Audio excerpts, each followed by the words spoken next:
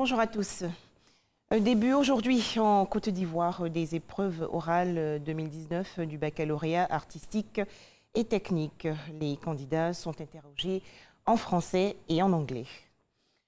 Toujours en Côte d'Ivoire, la troisième réunion du Conseil régional du Sud Comoé. Elle s'est tenue il y a quelques jours dans la commune de Grand-Bassam. Plusieurs sujets à l'ordre du jour, notamment l'adoption du budget primitif de l'exercice 2020 et le projet d'insertion socio-professionnelle des jeunes.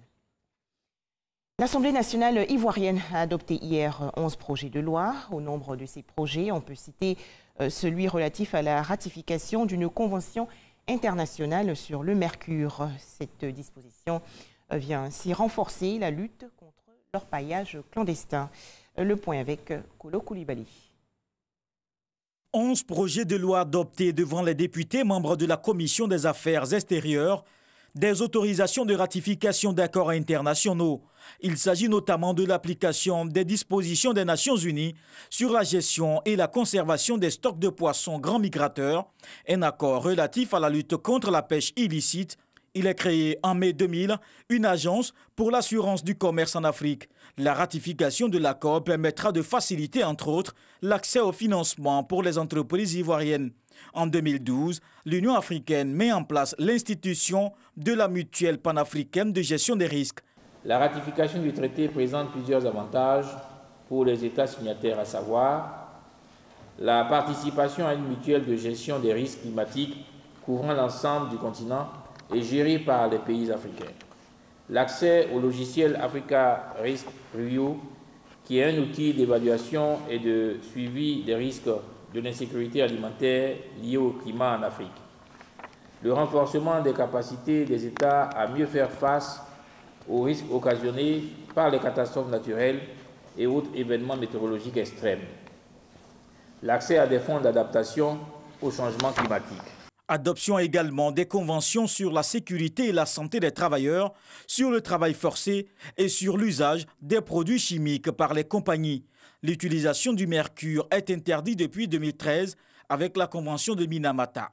Cette convention oblige les gouvernements à élaborer des plans d'action nationaux obligatoires.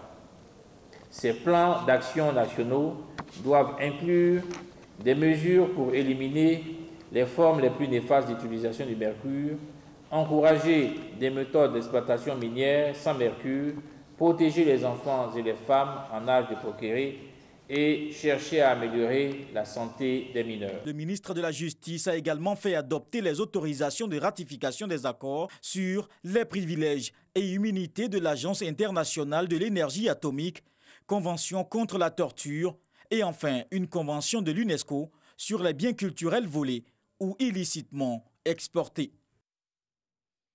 Ils veulent s'impliquer davantage dans la lutte contre la déforestation en Côte d'Ivoire. Les fonctionnaires du district autonome de Yamoussoukro, dans la région centre du pays, ont participé récemment à une opération de planting d'arbres sur la parcelle de terre réservée de la basilique Notre-Dame de la Paix. Satisfaction donc de la Direction générale des eaux et forêts. Ce département exhorte aujourd'hui toutes les couches sociales à suivre l'exemple des fonctionnaires pour reconstituer le couvert forestier ivoirien. Une attaque d'envergure a visé hier un camp de l'armée nigérienne dans la zone d'Inates, dans l'ouest du pays, près de la frontière avec le Mali. Les assaillants ont lancé l'assaut à l'aide de 2 véhicules kamikazes. Cette attaque intervient au moment où Niamey, la capitale, s'apprête à accueillir un sommet de l'Union africaine qui aura lieu le 4 juillet prochain. Au Soudan, le Conseil militaire transitoire a toujours un comportement ambigu. Il empiète une nouvelle fois sur plusieurs points des accords déjà signés et veut recommencer les négociations. Alors après avoir déclaré récemment qu'il a répondu à la médiation conjointe Éthiopie-Union africaine, le voilà qui réclame d'occuper d'une manière permanente la présidence du futur Conseil souverain. Selon les accords et l'initiative commune, le Conseil souverain devrait être composé de 15 membres, 7 civils de l'opposition, 7 militaires et une personnalité civile neutre. Quant à la présidence de ce Conseil souverain, elle sera tournante.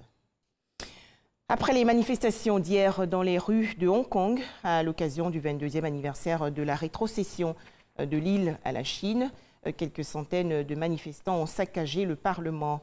Le dialogue est désormais au point mort entre les militants pro-démocratie et le gouvernement. Enfin, la Coupe d'Afrique des Nations 2019, la Côte d'Ivoire rejoint les équipes qualifiées pour les huitièmes de finale. Les éléphants ont battu hier la Namibie par 4-1. La compétition se poursuit avec 4 rencontres ce mardi 2 juillet 2019. Bénin, Cameroun, Guinée-Bissau, Ghana, ce sera à 16h temps universel. Et dans la soirée, Angola, Mali, puis Mauritanie, Tunisie à 19h précise. Voilà, merci de nous avoir suivis.